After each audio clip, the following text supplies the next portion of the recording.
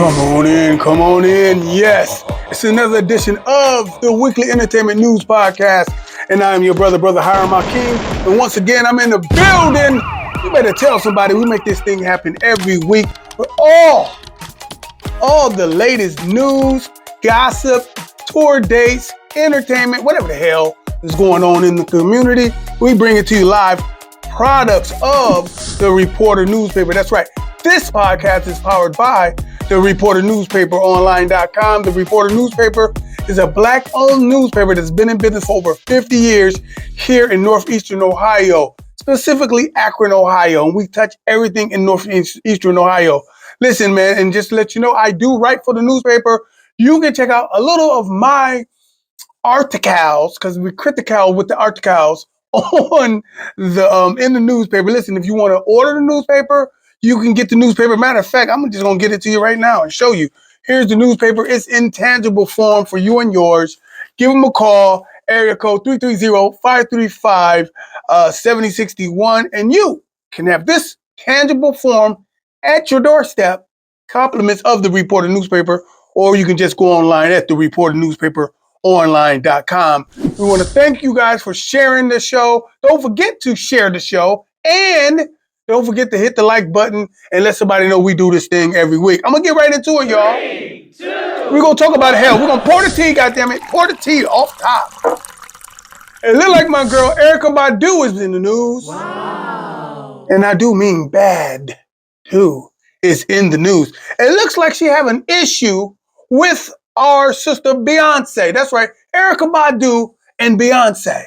It looks like Erykah Badu posted on social media when she saw the album cover, or at least the promotional work for the album cover that says, I think, what is it called? Cowboy Carter, right? And she looks as if, I'm talking about Beyonce, looks as if she's copying or cloning the Badu look. I'm talking about with the, you see the picture, okay? With the beads, the braids, and everything like that. And it looks just like what Erykah Badu been rocking on tour lately, right? But it looks like that Beyonce's publicist and everything has been coming out, and they posted, they said Beyonce's been rocking braids for a long time. Now, I'm a Beyonce fan, and I'm also a Erykah Badu fan. But I gotta keep it a buck. Yes, Beyonce been rocking braids from day one. Yes, she been rocking the blonde look. Yes, she's a trendsetter when it comes to this here style.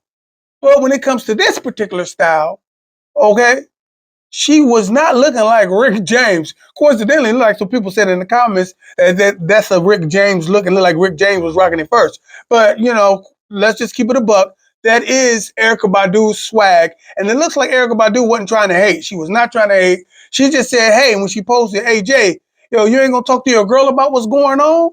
You stealing my style. That's what she's saying, you know.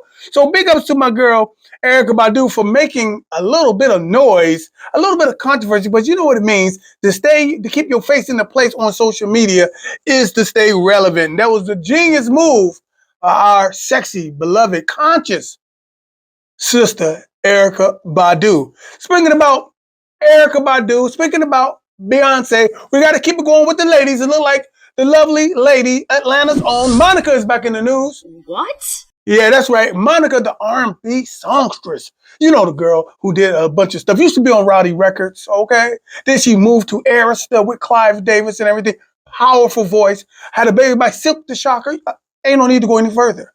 Well, one of her biggest hits is with the lovely songstress, actress, Brandy. Looks like her brother Ray J was on social media, on the news, in the radio and stuff, making a call saying, hey, let's get this money. Talking to talking to Monica, trying to throw a little monkey wrench out. Throw a little monkey wrench out there like, you guys need to tour. Who am I talking about? I'm talking about Monica and Beyonce. Let's do the Boy Is Mine tour and get this money. He was even suggesting you guys can have $1 million apiece. Let's do it.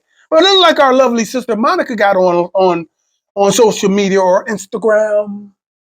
And she said, hey, man, pump the brakes. I would like for you to keep my name out your mouth.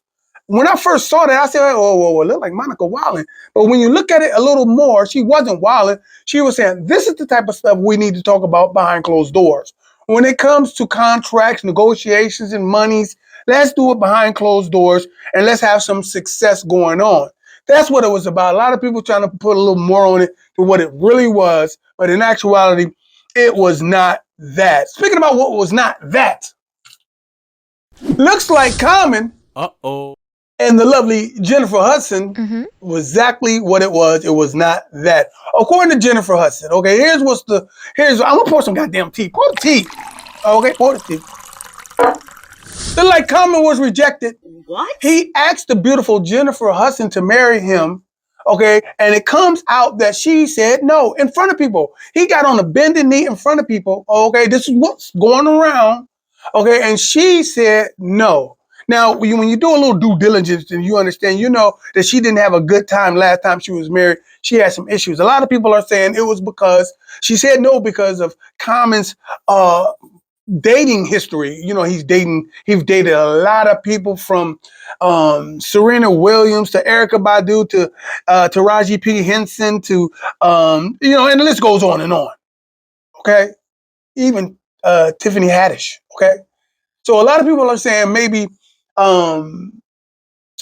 Jennifer Hudson loved the guy, have a good time with the guy, but she don't trust the fact that she's not going to be ending up on the sideline just like all them other A1 listers.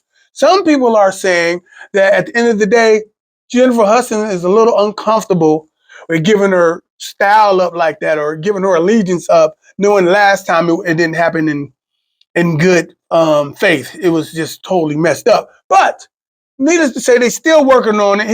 They saying he's still hurt. He's still hurt, but they still are in a relationship and still doing what they do. Speaking about who does what they do, Weezy does what he do, but apparently he did it a little too well during the pandemic. It looks like Brother Weezy, Lil Wayne, have signed for a PPP loan. Not just him, but other rappers like Post Malone was getting that PPP loan money. I know you guys like, wait a minute, what the hell? How's these millionaires getting PPP loan money? Well, people like establishments and organizations like the Los Angeles Lakers was getting PPP loans. But you got to understand, when you are on the road, you are touring, you are making money, and the pandemic, that's right, I said it, the pandemic stops you from going out on the road, and nobody was touring during the pandemic, okay? So people like Lil Wayne, Post Malone, and whatnot, they put a little bid in for a little PPP loan, a little relief. Because it ain't just Lil Wayne on the road. It's other people that he's responsible for paying for. So, of course, as a business, Lil Wayne Inc. or Post Malone Inc. or The Temptations Inc. or New Edition Inc. or whoever the hell you want to say. I did say Kiss, the rock and roll band. Whoever came tour was eligible for this loan. But one of the things that had to go into the protocol was you cannot be doing no drugs whatsoever. A lot of people saying Post Malone and Lil Weezy definitely be leaning towards, and I do mean leaning a little bit towards that type of style. As far as the leaning or the smoking, a lot of people said that, hey, this may infringe on the $8.9 million that Lil Wayne got as PPP loans. We're going to keep our ear to this. We're going to see what's going on. We're going to see if he has to pay anything back or if he's going to be in some trouble about that. But see, that's what's going on at the end of the day. Speaking about what's going on at the end of the day, how about what's going on in April? It looks like Netflix is kicking off. I don't know if you heard about it, but I'm going to let you know. Good Times. That's right. Good Times is about to hit. It's going to be a remake. It's going to hit Netflix. Now, when I say a remake, it's going to be an animation. That's right. It looks like our guy, Seth MacFarlane and Stephen Curry. That's right. I said it. Seth MacFarlane. You know who that is. That's the Family Guy creator. Okay. You know who Stephen Curry is. Okay. I ain't even got to. All right. Looks like they say, hey, we're going to take the Good Times and we're not going to use the same people. It's going to be the same family. These are descendants, if you will. These are the words I'm using. So you're not going to see Michael, JJ, and all these people. You're going to see the same type of struggle, okay? The same type of love and union and bond with that family. Now, one of the things I have, now I ain't seen the thing yet, but I do read, they say it's going to be the same type of struggle and everything, right? My thing is, if it's going to be a descendant of what the Evans family was, shouldn't they be on the top of on the top of the, shouldn't it be out the ghetto? Whoa! I mean, let's really put it there. I understand you're trying to keep the essence of what it was, but can we make them come up a little bit? If it's the descendants, goddamn, I'm just gonna keep it a buck, man. But hey, let's go there. Speaking about keeping it in the buck, it looks like everybody's been talking about Future and Metro Boomin's new project that's been coming out. It looks like Future and Metro Boomin set a record this past weekend, right? It looks like Spotify have deemed them as the most successful streamed project so far in 2024. That's right. No one has streamed as more as they did on Spotify. And you know, everybody is talking about it, man. A lot of people also is talking about that verse by K. Dot. Let's go. Okay. That verse by the most prolific MC that's making records, that's currently making records and touring on the charts. Okay. K. Dot. If you don't know what I'm talking about, Kendrick Lamar. I can go on days and days about what's really been happening with this here thing, but I don't want to be the same guy or sound like the same people as giving my opinion. What I'm going to say is good for hip hop.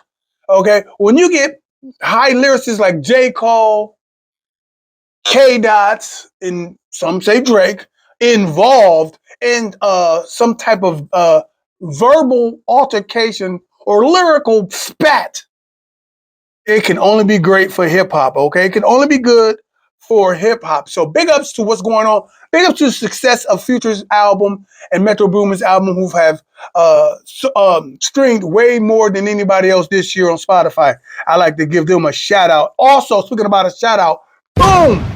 Looks like Nicki Minaj and her husband is in trouble. What's this? Once again, it looks like they've been sued or on the hook to pay $500,000. That's $500,000 because they have not answered the bell when people are suing. So let me just keep it bucks. Looks like our people, our superstars, our people, when they getting hit with a lawsuit, they just turn the naked eye to it.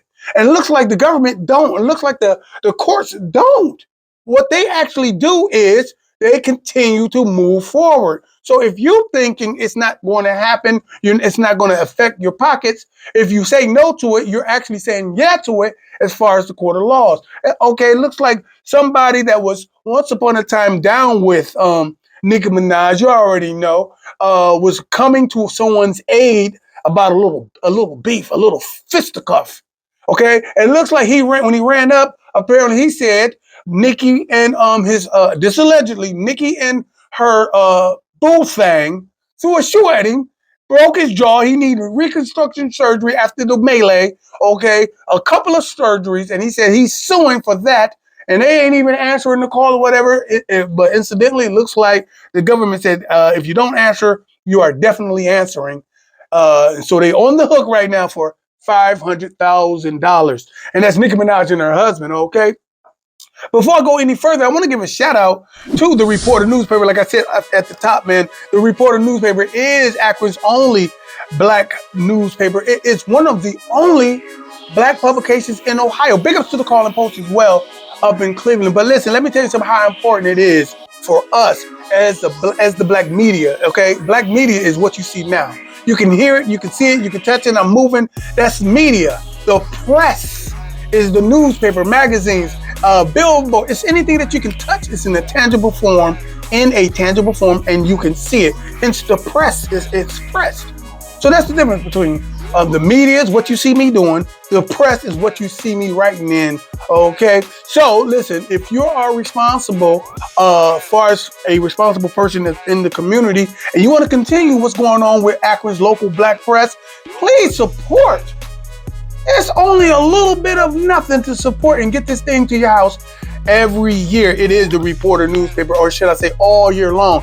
It is the Reporter newspaper, and you can give them a call at Erykah 330-535-7061, and that will come to your door. Speaking about coming to your door, look like my man Benzino. Oh my God. Is back in the damn news. I'm not going to call this tea, because it is a part of his males. I'm not gonna call it tea, but hell, throw out some tea, okay?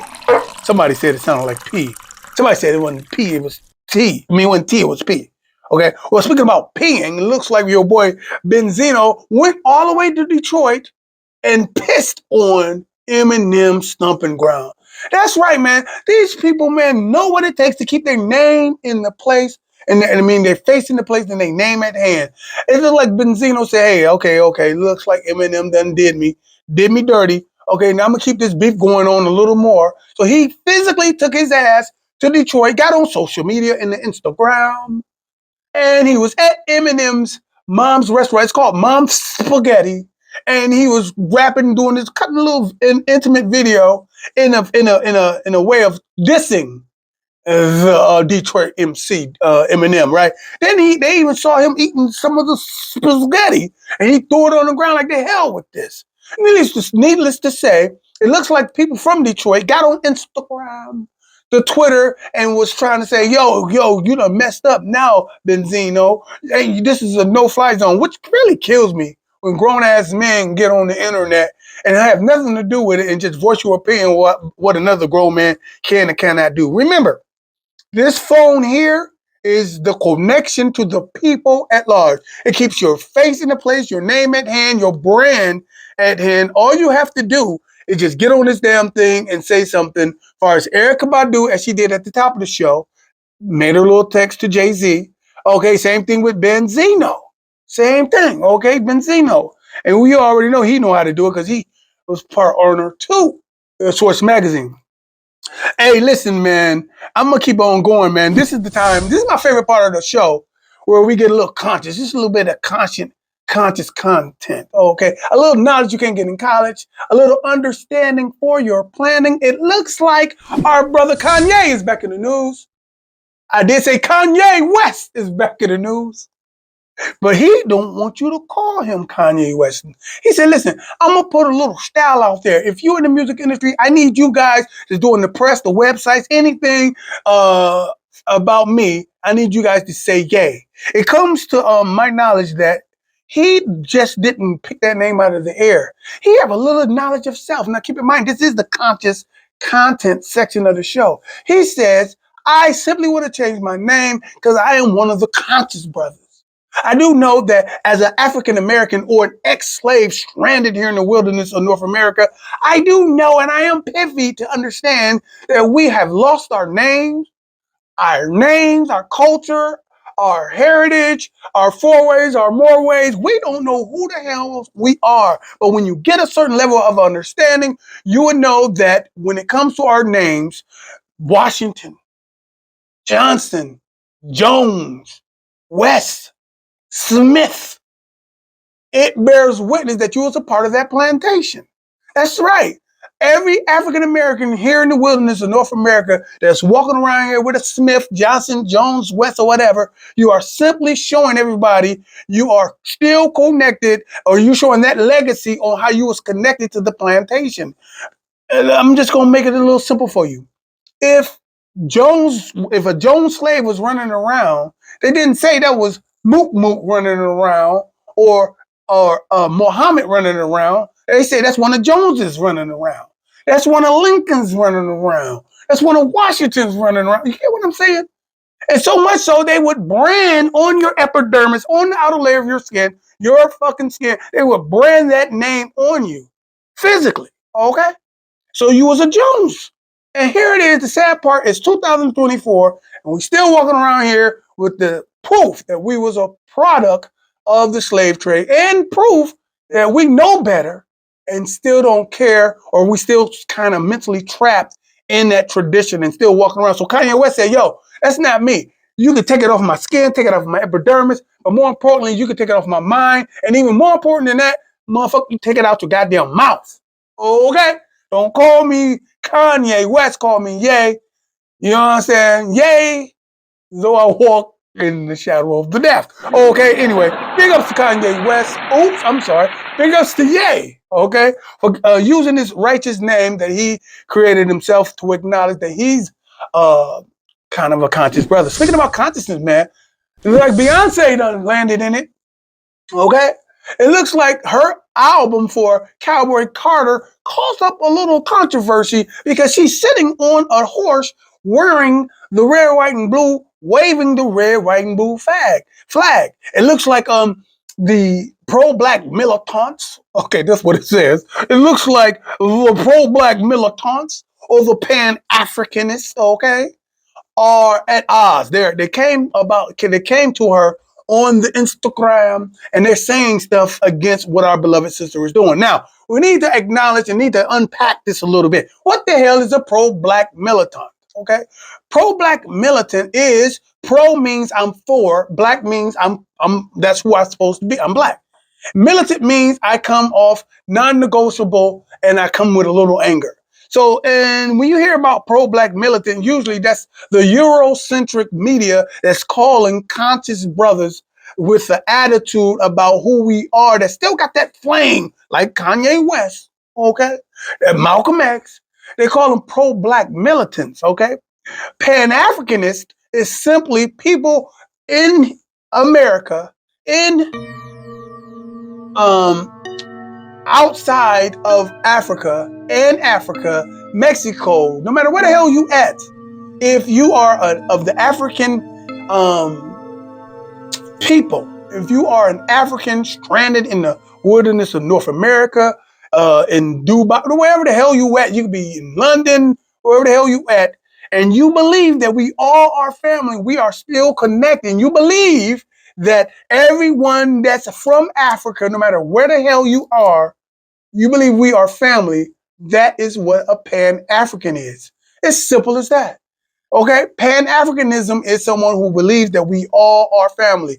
Coincidentally, here in America and Canada and Jamaica and all these things, it wasn't just one tribe brought from the continent over here as slaves. It was multiple tribes, multiple, more than one tribe. So all down up around, shall I say, the western coast or the Ivory Coast of Africa, that's where they was getting us from. Okay, so when we were brought to this land, we were from different realities. Yes, we look sort of the same because we are melanated. We're from the same ecosystem, the same environment, but culturally we was a little different, okay?